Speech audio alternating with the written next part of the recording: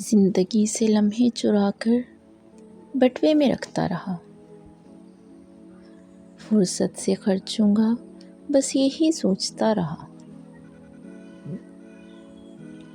उधड़ती रही जेब करता रहा तुरपाई, फिसलती रही खुशियाँ करता रहा कमाई। एक दिन जो फुर्सत पाई तो सोचा खुद को आज रिझाऊं मैं।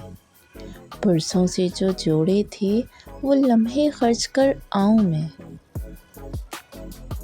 खोला जो बटुआ तो लम्हे न थे, जाने कहाँ बीत गए। मैंने तो खर्चे न थे, जाने कैसे बीत गए। फुर्सत मिली तो सोचा खुद से ही मिलाऊं मैं। आईने में देखा जो पहचान ही न पाऊं मैं।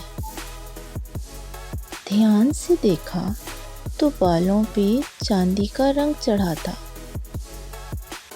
ध्यान से जो देखा तो बालों पे चांदी का रंग चढ़ा था तो मुझ जैसा, पर जाने कौन खड़ा था तो मुझ जैसा, जाने कौन खड़ा था।